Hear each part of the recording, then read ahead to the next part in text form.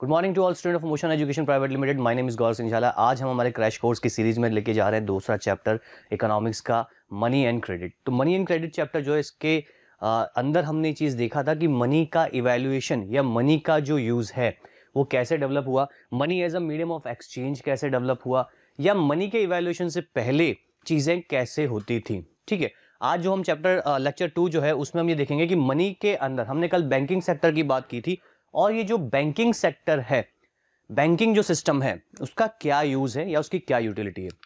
सबसे पहले इसको एक छोटे से ब्रीफ रिवीजन की तरह से देखते हैं कि जो बात हमने कल जिन लेक्चर्स के अंदर करी थी उसमें हमने कौन कौन सी बातों को पढ़ा था कि इस चैप्टर में क्या चीज इंपॉर्टेंट है। ठीक है, सबसे पहले हम इस चीज को देखेंगे कि हमने कल बात की थी money as a medium of exchange. ठीक है, कुछ की जो पॉइंट्स हैं उसी की पॉइंट्स के अंदर हम इसको देखते हुए चलेंगे। तो money as a medium of exchange के अंदर हमने बात की थी, तो सबसे पहले तो बात की थी कि मनी जब इवैल्यूएट नहीं हुआ था तो उस समय ट्रेड या व्यापार कैसे होता था। हमने एक सिस्टम का नाम पढ़ा था और उसके बारे में कुछ कॉन्सेप्ट देखे थे, वो था बार्टर सिस्टम। ठीक है, बार्टर सिस्टम के अंदर आपने ये चीज देखी थी कि बार्टर सिस्टम, बहुत सिंपली या कंसाइज में बात करें तो एक ऐसा सिस्टम जिसमें गुड्स के बदले गुड्स को एक्सचेंज किया जाता था। हमने बात की थी कि ये जो सिस्टम है, ये सिस्टम शायद तब अप्रोप्रिएट रहा होगा जब as a money form of currency या form of exchange of goods develop नहीं था। अब इसके अंदर कुछ 2-3 पॉइंट्स हैं। सबसे पहले तो जब बार्टर सिस्टम चलता था तब पॉपुलेशन या क्राउड जो है वो बहुत लिमिटेड था, बहुत लिमिटेड था। ये पीरियड लगभग 2 से 2,500 साल पहले का था। ठीक है, और तब जो व्यक्ति जिस तरीके का ऑक्यूपेशन करता था वो उसी अकॉर्डिंग अपनी चीजों को दूसरे व्यक्ति से चेंज करता था on the basis of needs. यानी हमने क्या बात की है, नीड के बेसिस पे, जरूरत के बेसिस पे ये सिस्टम चलता है, जिसको हम क्या नाम दिया था हमने, double coincidence, needs of double coincidence. यानी जो चीज आप एक्सचेंज कर रहे हो वही सामने वाले के पास होनी चाहिए जो आपको चाहिए। फॉर एग्जाम्पल, हमने इसमें बात की थी कि फॉर एग्जाम्पल अगर मैं वीट ग्रोइंग फार्मर हूं और मुझे एप्पल्स चाहिए तो मैं ऐसे व्यक्ति को ढूंढूंगा जो एप्पल की खेती करता है। दूसरा पॉइंट कि जिसे एक्सचेंज में वीट चाहिए मुझसे, यानी सामने वाले की जो नीड है वो मेरी नीड के साथ मैच करे। यानी मैं अगर एप्पल्स लेने जा रहा हूं, खरीदने की तो बात ही नहीं है, अगर मैं एप्पल्स लेने जा रहा हूं तो जिस व्यक्ति से मैं एप्पल एक्सचेंज कर रहा हूं उसे वो कमोडिटी चाहिए होनी चाहिए जो मैं उगा रहा हूं या मैं बेच रहा हूं या मेरे पास है। ठीक है, तभी ये बार्टर सिस्टम वर्क करता है। बार्टर सिस्टम कहां फेल हो जाता है, तो बार्टर सिस्टम वहां फेल हो जाता है जब एक्चुअली मुझे कोई चीज चाहिए और मैं वो चीज ले रहा हूं सामने वाले व्यक्ति से, लेकिन सामने वाले को वो चीज नहीं चाहिए जो मैं उगा रहा हूं या मैं ग्रो कर रहा हूं। तो एक्सचेंज कैसे होगा। फॉर एग्जाम्पल, अगर एक पर्सन को मुझसे एक्सचेंज में वीट नहीं चाहिए लेकिन मुझे उस पर्सन से एक्सचेंज में एप्पल्स चाहिए, तो फिर मुझे वो व्यक्ति ढूंढना होगा जिसे एक्सचेंज में बी पर्सन से वो चीज चाहिए जो वो एक्सचेंज में मुझसे लेने वाला है। दैट मीन्स की the need of double coincidence, ये जो एक पॉइंट है, the need of double coincidence, ये तब वर्क करता है जब दोनों की चीज सेम हो और एक साथ एक्सचेंज करते हो। तो बार्टर सिस्टम तो बहुत बेसिक सी बात है, तभी काम करता था जब एज अ पॉपुलेशन लिमिटेड थी, वर्क बेस्ड लोगों की लाइफ थी, सिविलाइजेशंस का समय था। और बार्टर सिस्टम फेल क्यों होता गया with the growing population with the time, because as a medium of goods, as a exchange of goods, value can not be determined. तो बार्टर सिस्टम की प्रॉब्लम क्या थी कि value of goods, basically value of goods जो है वो आप नहीं डिटरमाइन कर सकते हो कि एक्सचेंज में आपने 3 एप्पल के एक्सचेंज में आपने 10 किलो गेहूं ले लिए, तो गेहूं की वैल्यू ज्यादा है या एप्पल की वैल्यू ज्यादा है, लेकिन आपने एक के बदले चीज ले ली, उसकी इंपॉर्टेंस या वैल्यू हमें नहीं पता है। दूसरा बार्टर सिस्टम की जो प्रॉब्लम थी वो थी क्वांटिटी, कितना क्वांटिटी एक्सचेंज करनी है। Quantity can not B estimated, quantity भी एस्टिमेट नहीं की जा सकती थी बार्टर सिस्टम में। ठीक है भाई, क्वालिटी की तो हम बात ही नहीं कर रहे हैं कि खराब एप्पल है कि अच्छे एप्पल है, हम केवल क्वांटिटी और वैल्यू की जो चीज बेची जा रही है वो प्रीशियस है या नहीं है। ठीक है, तो money as a medium of exchange develop होने के बाद ये चीज सामने आती है कि मनी का यूज एज अ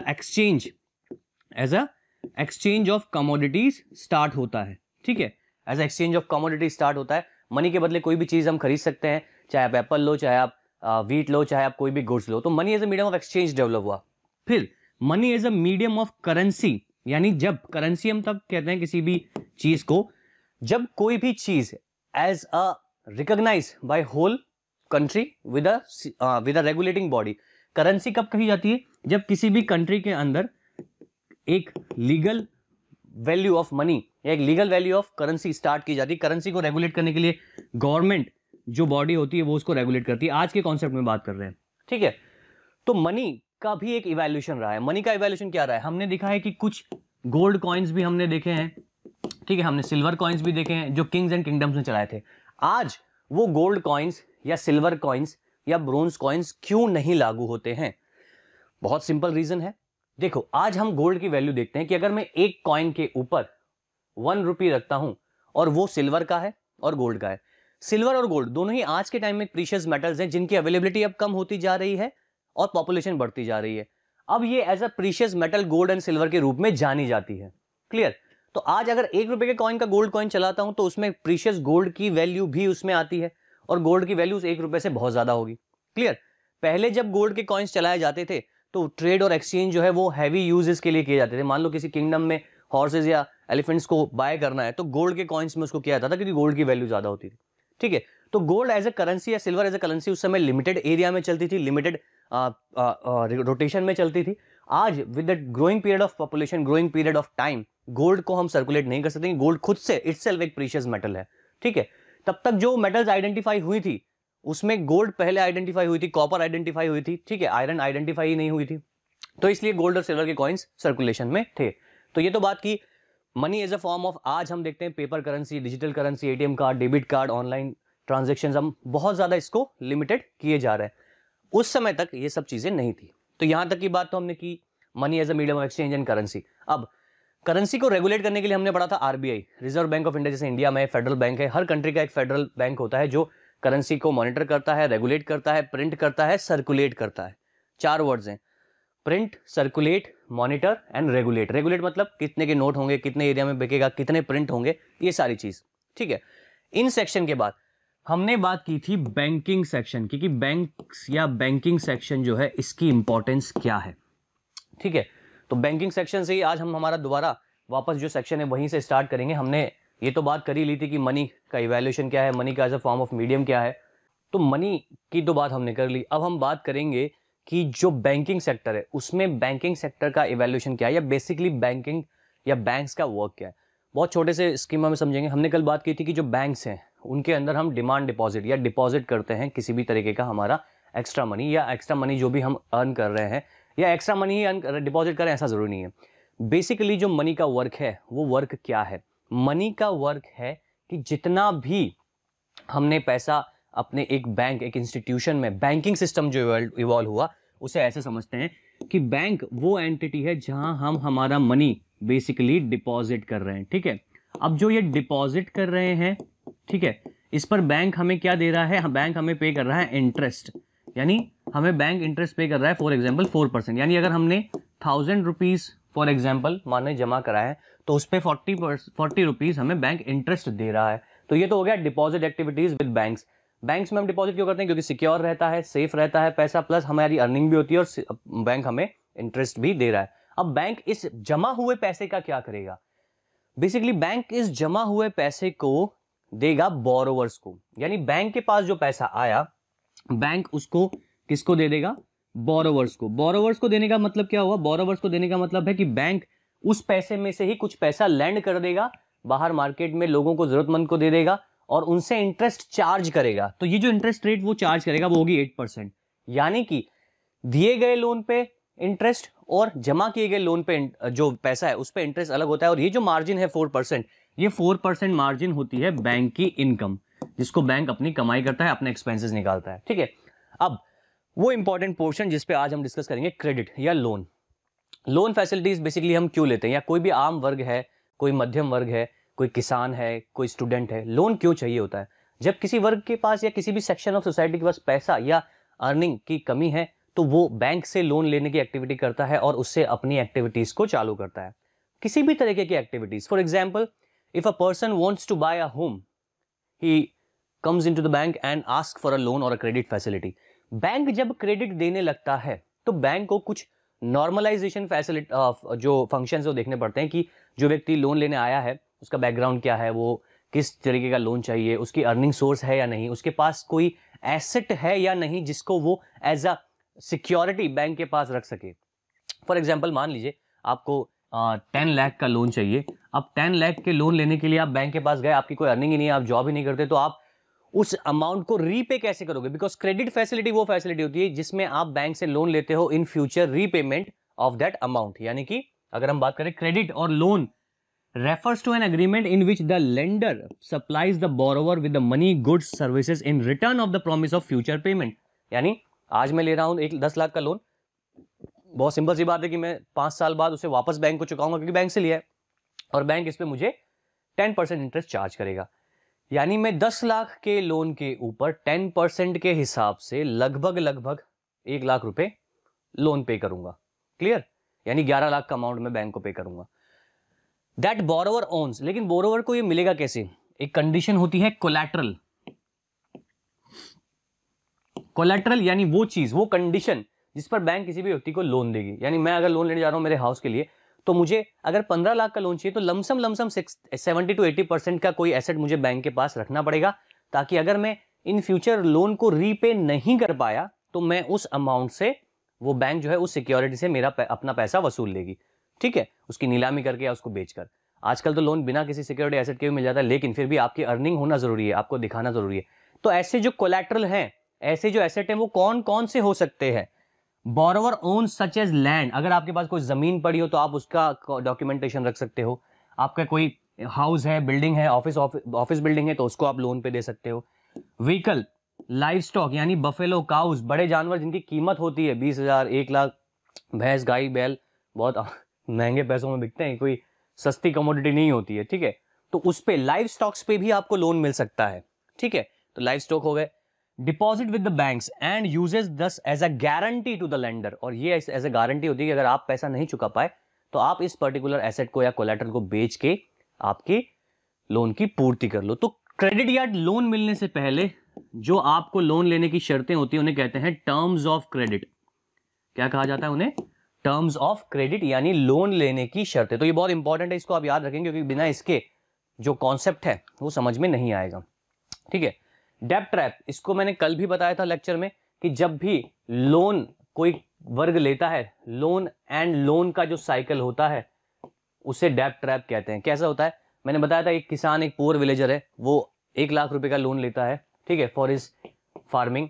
लेकिन उसकी फार्मिंग होती भी अच्छी, लेकिन due to the natural calamity, प्राकृतिक आपदाओं की वजह से मान लो उसकी फसल खराब हो गई। अब जो 1 लाख का लोन उसने चार्ज किया था, वो 1 लाख का लोन बेसिकली उसको रीपे करना है, और इस रीपे करने के लिए वो दूसरा लोन ले लेता है किसी और सोर्स ऑफ सेक्टर से। तो यहां क्या होता है? एक लोन तो वो चुका नहीं पा रहा है, दूसरा लोन ले लेता है और लगातार इस लोन के साइकिल में फंसता जाता है। ज्यादातर गरीब वर्ग, कृषक वर्ग और जो पिछड़ी है सोसाइटी, वीकर सेक्टर सोसाइटी जो है, वो इस लोन के साइकिल में फंस जाती है और अंत में उनको आत्महत्या जैसे स्टेप लेने पड़ते हैं, जो हम अक्सर न्यूज में देखते हैं कि महाराष्ट्र में किसान आत्महत्या हो रही है या बंगाल में किसान आत्महत्या हो रही है। किसानों के पास सरकार का पैसा चुकाने के लिए या जो लोन उन्होंने बैंक से लिया है उसको चुकाने के लिए उनके पास सोर्सेज नहीं है। तो डेब्ट ट्रैप वो साइकिल है जिसमें लोन, दरअसल ये जो लोन फैसिलिटीज होती हैं, किसान पढ़ा लिखा नहीं हो पाता है या जो गरीब वर्ग पढ़ा लिखा नहीं है, तो वो लोन कई बार ऐसे सोर्सेज से भी लेता है जिन्हें हम कहते हैं informal sources of loan. Formal sources और इनफॉर्मल सोर्सेज, यही हमारा आज का मेन मुख्य मुद्दा है। फॉर्मल सोर्सेज और इनफॉर्मल सोर्सेज क्या होते हैं, आइए देखते हैं। पहले हमने जो पढ़ा उसको थोड़ा सा क्वेश्चन के वे में देख लेते हैं एक बार। How does the use of money make it easier to exchange things? Because money can estimate the value of goods, क्योंकि वैल्यू ऑफ गुड्स को एस्टिमेट कर सकता है। मनी के फॉर्म में as an exchange you can also evaluate quantity of the goods, goods की quantity भी आप इवेल्युएट कर सकते हो। बहुत सिंपल है, बहुत बेसिक है।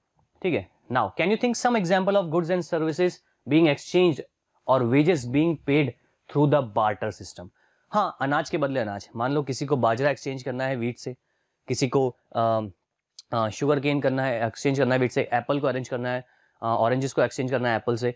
तो there are some sort of commodities which can be easily transferred through the barter system. Why barter system is not maintained through 21st century? क्योंकि मैंने क्या बोला था, the goods, the availability of goods and the population is growing and availability of goods is growing. You cannot estimate the quantity and value of the goods. Apple, 3 Apple की कीमत 1 kilo गेहूं से कैसे लगा सकते हो? एप्पल की value ज्यादा होगी, या वीट की वैल्यू कम होगी, आप कैसे एस्टिमेट करोगे? वो आज के समय में पता नहीं चल सकता। दूसरा, without if you want to exchange some furniture with the crop, तो कितने क्रॉप से आप कितने फर्नीचर एक्सचेंज करोगे? तो value and quantity simple words में याद रखना है, ठीक है।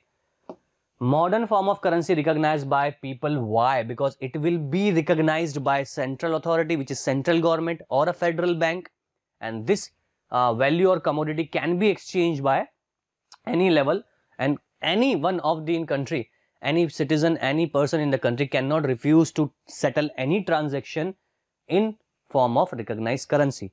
कोई भी मना नहीं कर सकता किसी भी फॉर्म ऑफ करेंसी को रिकॉग्नाइज करने के अंदर। वो आप मना नहीं कर सकते हो कि मैंने ये करेंसी नहीं ली है या वो करेंसी मैं नहीं यूज करूंगा भारत सरकार की, ठीक है। लोन फैसिलिटीज, ये हमने बात की, इसमें आपको 2-3 टर्म्स याद रखनी है। सबसे पहले तो लोन या क्रेडिट के लिए टर्म्स ऑफ क्रेडिट सबसे इंपॉर्टेंट है। टर्म्स ऑफ क्रेडिट के साथ कोलैटरल बहुत इंपॉर्टेंट है, ठीक है। कोलैटरल यानी कि कोई भी asset, life stock, land, building, vehicle, जिसके बेसिस पे आपको लोन मिलता है, ठीक है। तो जैसे कि हमने बात की थी, terms of credit is a set of conditions under which loan is given, important है, जिसके आधार पर लोन दिया जाता है। इंटरेस्ट रेट क्या होगा टर्म्स ऑफ क्रेडिट में, कि मान लीजिए गौरव सर 1 लाख रुपीस का लोन ले रहे हैं, तो 1 लाख रुपीस पे उनको 5% इंटरेस्ट रेट चार्ज होगी। कितने साल के लिए? 5 ईयर्स के लिए चार्ज होगी। This is conditions, terms of credit, terms. Collateral, क्या वो जमा करा रहे हैं अपने लैंड के कागज, अपने घर के कागज, अपने जमीन के कागज, जिसके बेसिस पे लोन दिया जाएगा। एंड डॉक्यूमेंटेशन रिक्वायर्ड, जो भी बैंक डॉक्यूमेंटेशन करेगा, मेरी आईडी, मेरे रिकॉर्ड्स जो भी उसे दिए। And the mode of repayment, आप पैसा वापस कैसे चुकाएंगे, कितने साल में चुकाएंगे। These are known as terms of credit. 3 marks के अंदर ये क्वेश्चन ऑलवेज आता है, ठीक है, इसको ध्यान से रखें। Then the terms of credit vary substantially from one credit arrangement to the another, they may vary depending on the nature of the lender and the borrower. तो अलग अलग किसान के लिए कुछ टर्म्स ऑफ क्रेडिट अलग होंगी, उसको सस्ता लोन मिलेगा। मैं अगर इकोनॉमिक्स हूँ, मान लो बिजनेसमैन हूँ, तो मेरे लिए लोन रेट थोड़ी शायद हो सकता है ज़्यादा हो, इंटरेस्ट रेट थोड़ी ज़्यादा हो, ठीक है। जैसे कि हर बैंक अलग अलग तरीके के लोन्स ऑफर करता है, home loan, car loan, cycle loan, किसी भी तरीके का लोन हो सकता है। क्लियर? नाउ अब बात करेंगे लोन फ्रॉम द कोऑपरेटिव्स। अब बहुत आसान है, कोऑपरेटिव क्या है बहुत सिंपल इस चीज को समझना। कोऑपरेटिव, सबसे पहले तो कोऑपरेटिव सोसाइटीज क्या हैं? देखो, कोऑपरेटिव्स एक तरीके का कोऑपरेशन कर कर, पूल कर कर बनाई गई संस्थाएं हैं, सोसाइटी है। फॉर एग्जाम्पल मान लो कि देयर आर 20 मेंबर्स, ठीक है, जो कि गुजरात में रहती हैं महिलाएं। गुजरात में पापड़ बहुत फेमस है ना, पापड़ वो लोग बहुत ज़्यादा खाते हैं, पापड़ हर जरूरी होना चाहिए। पापड़ जो है, पापड़ बनाने का भी उद्योग होता है। अब जो पापड़ है ये वैसे तो घर में खाया जाता है। अब एक केस स्टडी लेते हैं, इसी के साथ हम सेल्फ हेल्प ग्रुप को भी जोड़ेंगे। एक गांव है, उस गांव में किसानों की इनकम जो है लगातार ड्विंडल हो रही है, खत्म हो रही है। रीजन, क्योंकि किसानों को अच्छे से या तो 2 साल दर साल जो बारिश है, मानसून अच्छा नहीं हुआ, पैदावार कम होती जा रही है। अब यहाँ पर कुछ ऐसी इकोनॉमिक एक्टिविटी की जरूरत है जिससे उन्हें एक्स्ट्रा इनकम हो सके। तो गांव की जो महिलाएं हैं जो पापड़ सेल्फ कंज्यूम करने के लिए बनाती हैं, उन्होंने एक प्रैक्टिकल किया कि क्यों ना हम पापड़ बनाने का उद्योग इसको शुरू करें, थोड़े ज़्यादा पापड़ बनाएं और आसपास के जो गांव है या बड़े कस्बे हैं उसमें जाकर बेचें, ठीक है। 10 से 15 महिलाओं ने, 15 से 20 महिलाओं ने मान लो, या ज़्यादा महिलाओं ने ये काम करना शुरू किया। एक्स्ट्रा 2-2 पापड़ पैकेट बनाए अपने घर के खाने के अलावा, और उसको एक व्यक्ति को दिए जो लोकल व्यक्ति है, और उसको बेचने के लिए दिया आसपास के गाँव में। इससे उनको अच्छी इनकम होने लगी। धीरे धीरे उनका जो व्यवसाय है, ये व्यवसाय जो है एक वृहद रूप लेने लगा। यानी एक पर्टिकुलरली उन्होंने एक संस्था जाकर बनाई, एक संस्था रजिस्टर्ड कराई गवर्नमेंट में पापड़ उद्योग के नाम से, ठीक है। गोधरा पापड़ उद्योग मान लीजिए उन्होंने स्टार्ट किया, और अलग अलग जगहों पर जाके उनके पापड़ सप्लाई होने लगे। अब इससे जो उनको इनकम होने लगी, उस इनकम को उन्होंने स्टार्ट किया पूल करना, यानी जोड़ना। यानी हर महिला ने मान लीजिए 2000 रुपए अपने देना शुरू किए। धीरे धीरे इस व्यवसाय में और महिलाएं जुड़ती गई और ये पूलिंग बड़ी होती गई। यानी आज अगर 200 महिलाएं हर महीने 2000 रुपए दे रही हैं, तो लगभग ये कितने हो गए? 200 महिलाएं हर महीने अगर 2000 रुपए दे रही हैं, तो ये लगभग 4 लाख रुपए जुड़ने लगते हैं हर महीने। अब इस 4 लाख रुपए में से वो क्या करेंगे? किसी जरूरतमंद को अगर मान लो पैसा चाहिए, तो हर महीने एक ड्रॉ निकालेंगे अभी सब मेंबर्स का सा, और उसमें से एक मतलब मान लीजिए कि 50,000 रुपए का ड्रॉ हर महीने निकाला जाता है। तो जिस भी व्यक्ति को वो नाम वो चिट्ठी उसमें से निकलता है, उसको 50,000 रुपए उसके पर्सनल यूज के लिए दे दिए जाते हैं। तो it is basically a self recognising, self training, self development of the villagers. या और बात करें वीकर सेक्शन का, तो जो पूलिंग का सिस्टम है ये कोऑपरेटिव कहलाता है। कई बार आप देखते हो कृषक कोऑपरेटिव सोसाइटी, ये कृषक कोऑपरेटिव सोसाइटीज क्या है? तो बेसिकली कृषक कोऑपरेटिव सोसाइटीज वो सोसाइटीज है जहां member of the cooperatives pool their resources of cooperation in certain area. There are several type of cooperatives, ठीक है, लाइक फार्मर कोऑपरेटिव, किसान, या जो व्यूवर्स हैं, जैसे व्यूवर्स जो बोलते हैं ना, हम जो किसी एक क्षेत्र में पारंगत होते हैं, हैंडीक्राफ्ट हो गया या बुनाई कर हो गया या रंगने वाले लोग, ये अपनी इनकम पूल करते हैं, ठीक है। एंड इंडस्ट्रियल वर्कर या कृषक कोऑपरेटिव किसान, और कई बार ये जो पूलिंग है, जो मेंबरशिप पे बढ़ती जाती है। अब इसका एडवांटेज क्या है, ठीक है, जैसे कि it has 200 farmers of the member, अब 2300 फार्मर है, हर महीने 1000 रुपए भी अगर एक फार्मर देता है तो ऑलमोस्ट 2,30,000 रुपए हर महीने उस कोऑपरेटिव में जुड़ रहे हैं, और वो एक एंटिटी बनती जा रही है बैंकिंग फैसिलिटी की तरफ बढ़ती हुई। अब इन बैंक्स को, इन कोऑपरेटिव्स को सरकार भी मान्यता देती है, और ये अपनी लैंडिंग फैसिलिटी, बोरोविंग फैसिलिटी अपने किसानों के अनुरूप चलाते हैं। यानी उसी कोऑपरेटिव्स में से लैंडिंग भी की जा सकती है, उधार भी दिया जा सकता है, अपने जो सारे मेंबर्स हैं उनको आगे या प्रोत्साहन बढ़ाया करने के लिए पैसा दिया सकता है। अब इसमें बेनिफिट क्या है? देखो, जो बैंक्स लोन देती हैं उसमें इंटरेस्ट रेट हाई होती है, या जो आप किसी अदर पर्सन से लोन लेते हो जिसे हम इनफॉर्मल सेक्टर ऑफ लेंडिंग कहते हैं, उस इनफॉर्मल सेक्टर ऑफ लेंडिंग के अंदर इंटरेस्ट रेट बहुत ज्यादा होती है। मान लो कोई गरीब किसान है, मैं एक अच्छा बिजनेसमैन हूं, मेरे पास आया, बोला सर पैसे की जरूरत है, दे दो, मैंने उसे पैसा तुरंत दे दिया, बिना कोई कागज, बिना कोई लिखा पढ़ी, बिना कोई कोलेटरल, बिना टर्म्स ऑफ क्रेडिट। क्यों दिया? क्योंकि मुझे पता है कि जब वो पैसा चुकाने आएगा तो मैं उससे 20% इंटरेस्ट रेट ले रहा हूं। दैट मीन्स जो इंटरेस्ट रेट बैंक्स चार्ज कर रहे हैं, नेशनलाइज बैंक, उससे भी ज्यादा इंटरेस्ट रेट मैं उससे चार्ज कर रहा हूं। क्लियर? तो सबसे पहला तो डिफरेंस ये हो गया कि कोऑपरेटिव्स में जो मेंबर्स हैं वो उस कोऑपरेटिव्स के मालिक भी होते हैं, प्रॉफिट भी शेयर करते हैं, और अपने ही मेंबर्स को लोन फैसिलिटीज देते हैं। तो गांव की जो इकोनॉमी है कोऑपरेटिव्स के माध्यम से बहुत ज्यादा बूस्ट होती है। इसीलिए क्या कह रहे हैं? Accept deposit it's from member with these deposits as a collateral. The cooperative has obtained large loan from other bank. These funds are used to provide loans to the members. Once these loans are repaid, another round of lending can take place. तो इसीलिए कृषक society, या आपने नाम सुना हो आदर्श credit cooperative society, या आपने सुना हो सहकारी समिति, बैंक समिति, ये सब कोऑपरेटिव्स के एक तरीके के टाइप हैं। कृषक cooperative provides loan for the purchase of agriculture. जो किसान जुड़े हैं वो खेती से संबंधित लोन ले लेते हैं अपनी सोसाइटी से, loans for the cultivation, agriculture, trade and so on. तो ये तो बात थी कोऑपरेटिव्स की, ठीक है। तो कोऑपरेटिव्स पे क्वेश्चन भी आता है कि what do you understand by cooperatives, ठीक है। तो कोऑपरेशन के साथ बनाई गई पूलिंग सोसाइटी कोऑपरेटिव्स के अंदर जाती है। अब हम पढ़ेंगे सबसे इंपॉर्टेंट क्वेश्चन जो बोर्ड के लिए भी इंपॉर्टेंट है और NTSC के लिए भी इंपॉर्टेंट है। क्लियर? देखो कैसे। Formal sector credit in India. अब फॉर्मल सेक्टर क्या है? सबसे पहले तो बहुत आसान से समझ लो, जो भी लोन एक्टिविटी बैंक्स के द्वारा की जाती है उन्हें हम फॉर्मल सेक्टर कहते हैं।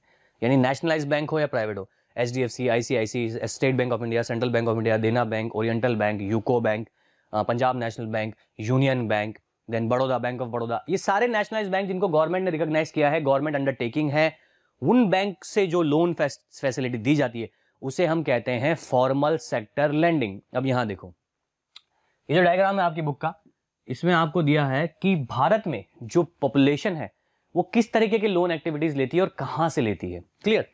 सबसे पहले तो सोर्सेज ऑफ क्रेडिट पर ₹1000 of rural house hold in India. ग्रामीण क्षेत्रों में, ग्रामीण क्षेत्रों में भारत में 2012 तक लोन कहां से लिए जाते हैं। अब देखो, गांव का व्यक्ति ज्यादा पढ़ा लिखा नहीं है, उसको पैसा चाहिए खेती के लिए, तुरंत उसको बीज, फर्टिलाइजर, उसको पानी के लिए पंप खरीदना है, डीजल खरीदना, उसको पैसा चाहिए। वो बेचारा लिखा पढ़ी नहीं कर सकता, बैंक के चक्कर नहीं काट सकता, उसके बाद डॉक्यूमेंट नहीं है, दस्तावेज नहीं है, 10th की मार्कशीट नहीं है, उसके बाद आधार कार्ड नहीं है, उसके पास पैन कार्ड नहीं है, बहुत सारी चीजें नहीं है। तो वो क्या करेगा? सीधे किसी ऐसे व्यक्ति के पास जाएगा जो सीधे पैसा दे दे, जिसे हम कहेंगे इनफॉर्मल सेक्टर लैंडिंग। कोई साहूकार, कोई सेठ, कोई व्यापारी, जो गांव में ज्यादातर यही होता है कि पैसा किसी मिले जुले व्यक्ति से, परिवार से, रिश्तेदार से आदमी लेके आ जाता है। क्लियर? मनी लेंडर, ये देखो, मनी लेंडर जो बेसिकली काम ही किसका करते हैं? लोन देने का कार्य करते हैं, ठीक है। इन्हें मनी लेंडर कहते हैं। व्यापारी हो सकता है, सेठ हो सकता है, साहूकार हो सकता है, कोई भी व्यक्ति। यानी गांव में ज्यादातर लोग मनी लेंडर से पैसा ले लेते हैं, बिना लिखा पढ़ी के मिल जाता है, लेकिन बाद में वही बंधुआ मजदूरी, लोन के चक्कर में फंस जाते हैं। जबकि कॉमर्शियल बैंक्स जो भारत सरकार के द्वारा मान्यता प्राप्त बैंक हैं, वहां से आप देखो ग्रामीण क्षेत्रों में कितने कम लोग सरकारी बैंक से पैसा लेते हैं। आजकल तो रूरल बैंक्स भी शुरू हो गए हैं, जैसे bank of Baroda rural bank, वो इसीलिए बनाए जा रहे हैं rural banks, SBI rural bank, ग्रामीण बैंक सरकार के द्वारा, ताकि जो गांव की पॉपुलेशन है वो फॉर्मल सेक्टर के लोन्स की तरफ बढ़े, इनफॉर्मल सेक्टर के लोन्स की तरफ ना बढ़े। अब क्यों ना बढ़े उसका भी रीजन हम देखते हैं। कोऑपरेटिव्स, ये बहुत अच्छी बात है, कोऑपरेटिव से भी लोन लेते हैं जो अपने द्वारा पूल की गई है, ठीक है। गवर्नमेंट से direct loan and other institutional agencies जो है उनसे लोन, ठीक है। और रिलेटिव्स या फैंस देखो 8% रिलेटिव, यानी कि 33 + 8%, यानी कि टोटल 41% तो लोन इनफॉर्मल सेक्टर से ही जा रहा है, ठीक है। बड़े लैंडलॉर्ड जमींदारों से लोन। तो अब ये क्यों हो रहा है, चलो देखेंगे। फॉर्मल सेक्टर का मतलब तो आप समझ गए कि फॉर्मल सेक्टर लेंडिंग जो है, ये फॉर्मल सेक्टर लेंडिंग बेसिकली कहा जाता है गिवन बाय नेशनलाइज्ड बैंक्स और रजिस्टर्ड सोसाइटी बाय गवर्नमेंट के द्वारा जो रजिस्टर्ड है। अब इसमें एडवांटेज क्या है, देखो जो फॉर्मल सेक्टर लोन्स हैं इनकी कंडीशंस होती हैं, ठीक है। जैसे कि बेसिकली अगर फॉर्मल सेक्टर लोन आपको दे रहा है तो बेसिकली उसमें क्या होगा, टर्म्स ऑफ क्रेडिट, यानी कि टर्म्स ऑफ क्रेडिट में क्या आ जाएगा, लोन का टाइम पीरियड आ जाएगा, ठीक है। इंटरेस्ट रेट कितनी चार्ज की गई है वो आ जाएगा, और मोड ऑफ रीपेमेंट आ जाएगा, यानी सब चीज क्लियर होगी, ठीक है। शोषण वाली कोई बात नहीं है। तो इसलिए फॉर्मल सेक्टर लोन्स को प्रमोट करना चाहिए, फॉर्मल सेक्टर ऑफ लेंडिंग बढ़नी चाहिए, सरकार भी इसको देखती है, ठीक है। फार्मर्स के लिए इंटरेस्ट रेट कम होती है, बिजनेसमैन के लिए इंटरेस्ट रेट अलग होती है, एजुकेशन के लिए अगर कोई लोन लेने जा रहा है कोई व्यक्ति उसके लिए अलग है, या कोई पर्टिकुलर पर्सन है उसके लिए भी लोन रेट अलग होगी, clear.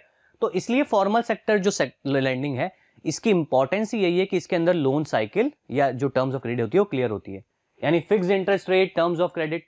Reserve bank of India in सभी लोन्स को या इन सभी बैंक्स के अंदर दिए जाने वाले लोन को मॉनिटर करता है, यानी एक सोसाइटी, एक हायर सोसाइटी भी जो इस पूरे साइकिल को, लोन साइकिल को मेंटेन करते हैं, ठीक है। Supervise the functioning of formal sources of loan, clear, and they will provide loans on time period basis, ठीक है। तो फॉर्मल सेक्टर तो है, लेकिन फॉर्मल सेक्टर रूरल एरिया में इतना नहीं है, तो वहां पर शोषण होता है, डेब्ट ट्रैप का साइकिल होता है, और इसी डेब्ट ट्रैप के साइकिल में हमारा जो गरीब वर्ग है वो फंस जाता है, क्लियर।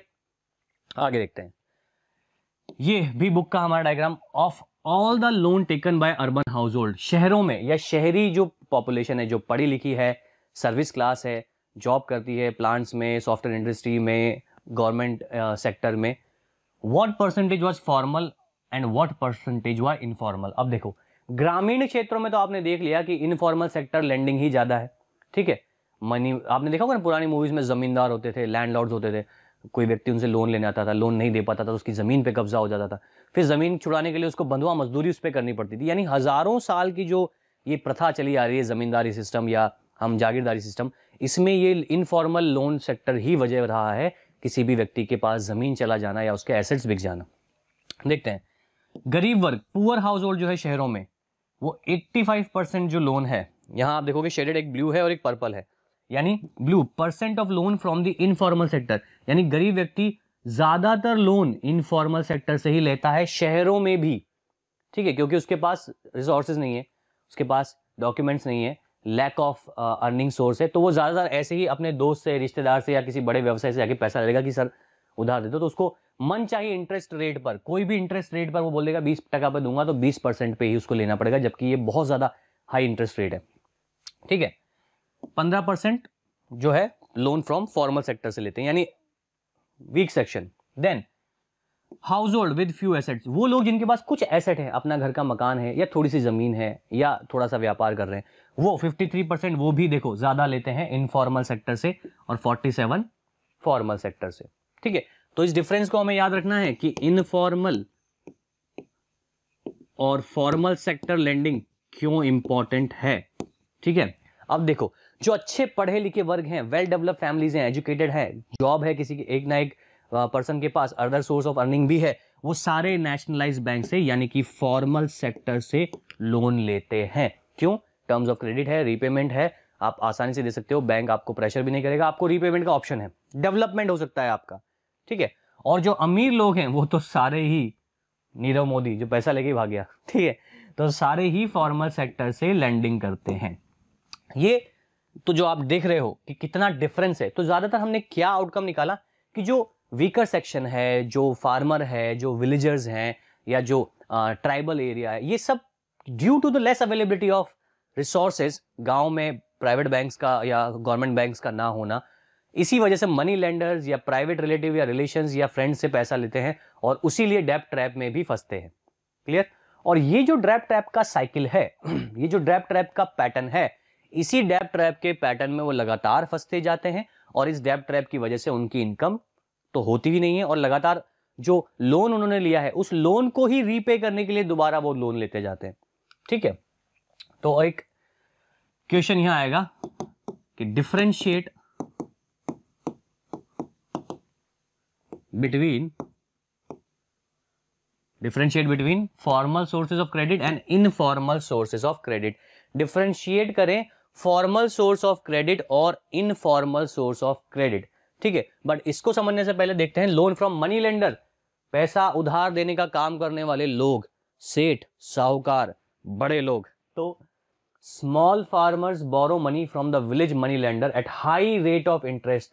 तो पहला अगर आपसे कोई पॉइंट पूछ ले कि इन इनफॉर्मल सोर्सेज ऑफ लेंडिंग क्या सबसे बड़ी प्रॉब्लम होती है, तो हाई इंटरेस्ट रेट, 20%, 25%, कुछ भी दे सकता है वो। तो आपको इमरजेंसी में पैसा चाहिए, आप चले गए सेठ के पास कि सब बहुत जरूरी पैसा 1 लाख रुपए, उसने बोला ठीक है 25% लूंगा, ले लेगा वो बेचारा, उसकी मजबूरी है। अब अगर वो नहीं चुका पाया तो मनी लेंडर जो है, जो पैसा देने वाला है, लोन पे उधार देने वाला, वो किसी भी तरीके से उससे पैसा ले सकता है, मार के, पीट के, जमीन हत्या के, घर हत्या के, किसी भी तरीके से, यानी शोषण, एक्सप्लॉयटेशन उसमें चला जाएगा। Due to high interest rate they fall in डेब्ट ट्रैप, और यही कारण है कि वो कर्ज के साइकिल में फंस जाते हैं। लोन फ्रॉम ट्रेडर्स, व्यापारी, वो सेम ही बात है, मनी लेंडर हो गया व्यापारी। कुछ लोग गांव में ब्याज पे पैसा देने का ही काम करते हैं, जिनके पास बहुत पैसा होता है ना, वो ब्याज पे पैसा देने का ही काम करते हैं। कुछ व्यापारी होते हैं जिनके पास बहुत पैसा होता है, तो वो भी बनी ब्याज पे पैसा देने का काम करते हैं। Farmer gets loan from agriculture traders, agriculture व्यापारियों से, low rate of interest. The traders also get the promise of the farmer to sell their crops to him. लेकिन इसमें क्या कहेंगे, जितना तेरा एग्रीकल्चर प्रोड्यूस होगा सब मुझे बेचेगा कम भाव में, लोन तो तुझे कम में दे दूंगा, लेकिन यहां भी उसका शोषण ही होना है। He buy crops from the farmer at low price and sell it later than higher price. तो बेसिकली फार्मर का तो दोनों में नुकसान हो रहा है। Clear? Now the reserve bank of India, अब देखो फॉर्मल एंड इनफॉर्मल सोर्सेज में डिफरेंस क्या है। सबसे पहले तो फॉर्मल सेक्टर के जितने लोन्स है उस पर reserve bank of India monitoring करती है, वो लोन रेट को मेंटेन करती है, कितना लोन रेट पे बैंक देंगे, supervise the functioning of formal sector of loans.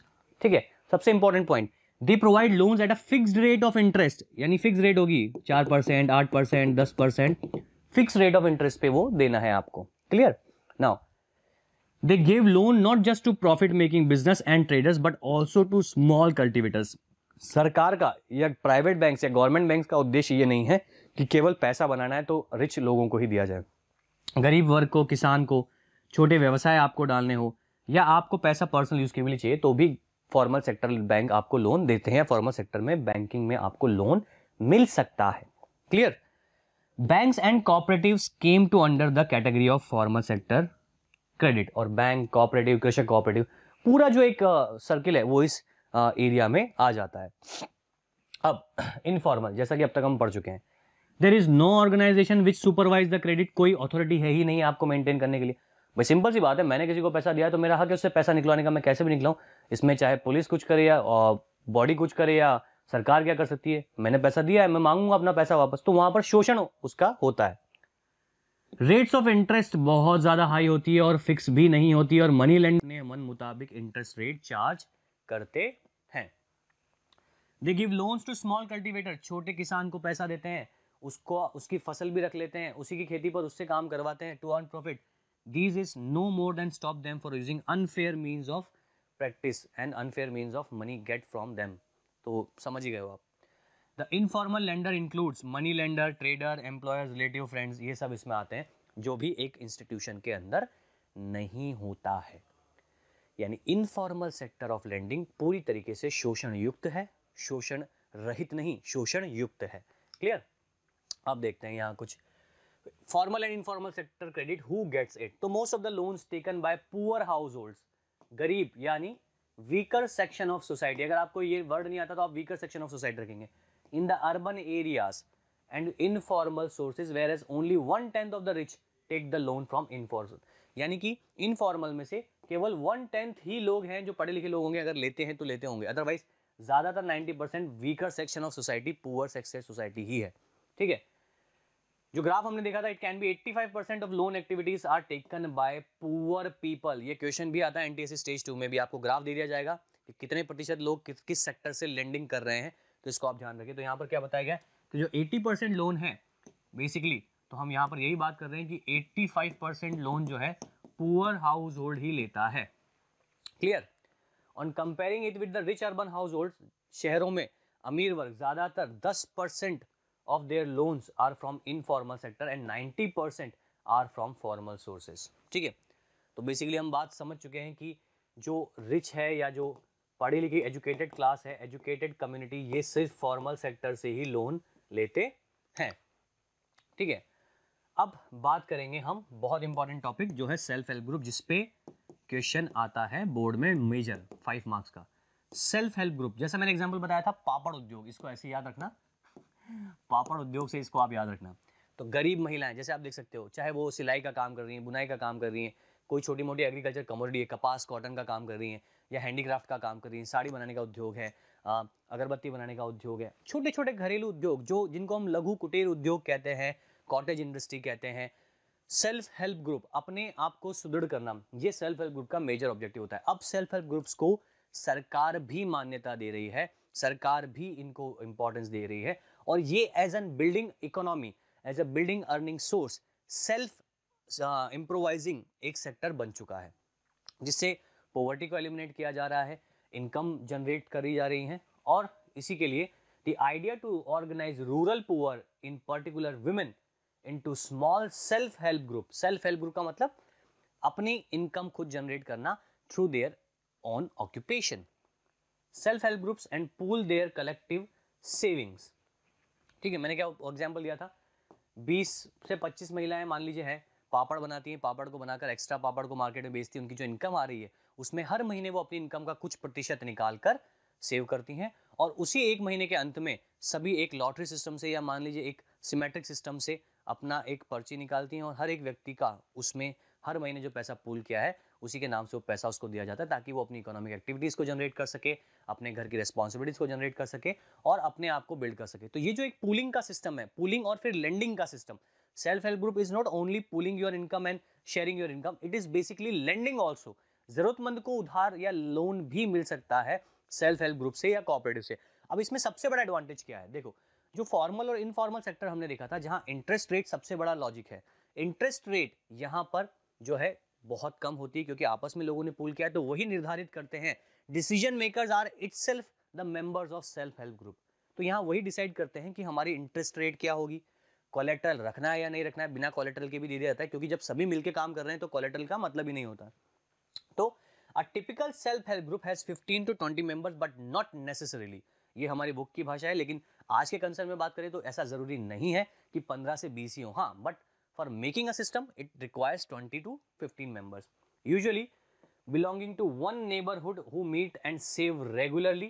Saving per member varies from 25 to 100 rupees or more and depending on the availability of people to save, यानी कि कितना भी हो सकता है, ऐसा नहीं कि 20 से 25 ही हो, क्योंकि बुक का जो चैप्टर है वो 20-15 साल पुराना है, तो उस समय से और आज के समय में बहुत परिप्रेक्ष्यता चेंज हो चुकी है, तो अब कितना भी हो सकता है, कोई बड़ी बात नहीं। सेल्फ हेल्प ग्रुप्स को अब सरकार एज अ इकोनॉमिक एक्टिविटी भी अब मान्यता दे रही है, अब उनको सरकार पैसा भी देती है, सब्सिडी भी देती है ग्रो करने के लिए। ठीक है, तो जैसे इस दृश्य में आप देख रहे हो सिलाई का काम हो रहा है, तो ये महिलाएं पूल करती है, कई बार घरेलू महिलाएं भी इसको एक सिस्टम बना लेती हैं। आपने अगर एक कॉन्सेप्ट देखा हो, शहरों में बहुत चलता है किटी पार्टी का, वो भी एक तरीके की पूलिंग ही है। महिलाएं अपना पूल करती हैं, अपनी सेविंग पूल करती हैं और उसको एक दूसरे को यूज़ करने के लिए एक लॉटरी सिस्टम से वो उसको आगे बढ़ाती हैं।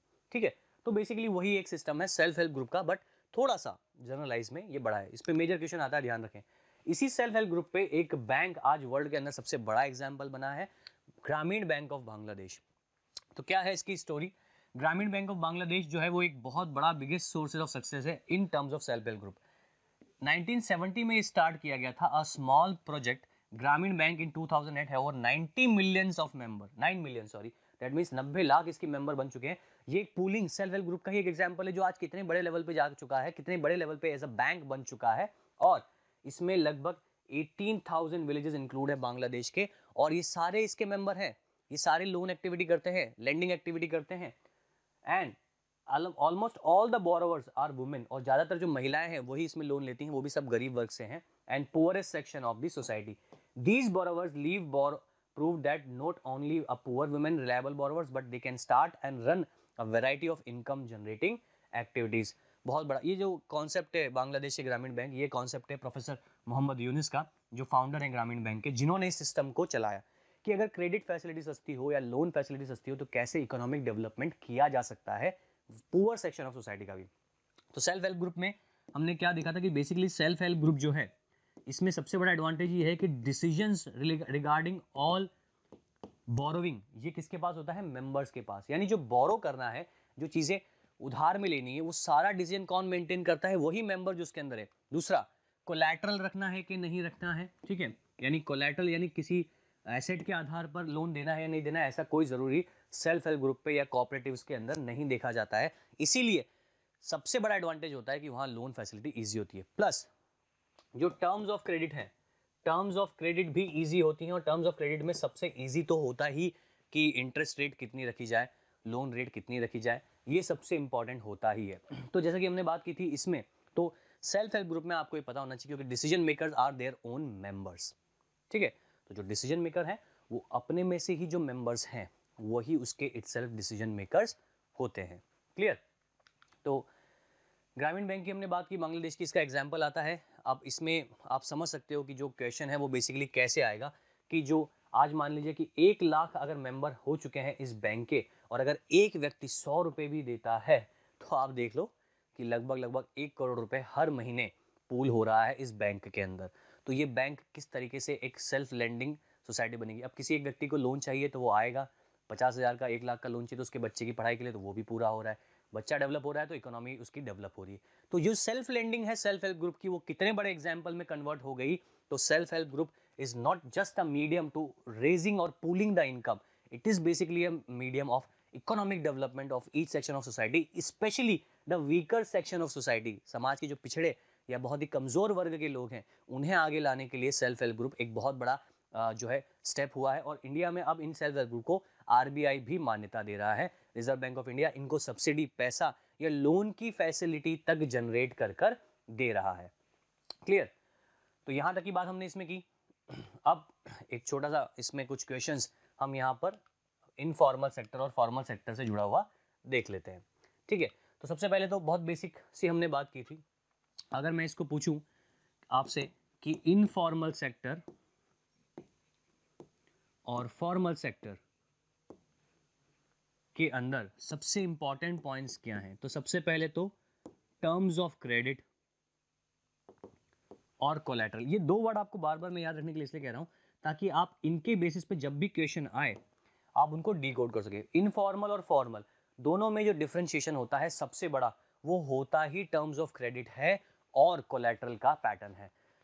अब इसके बाद इसी के डिफरेंस को अगर हम बात करेंगे कि सेल्फ हेल्प ग्रुप, इसमें सबसे बड़ा एडवांटेज क्या होता है, तो सेल्फ हेल्प ग्रुप में जो डिसीजन है, आपको ये वर्ड याद रखना है कि decisions are taken by members,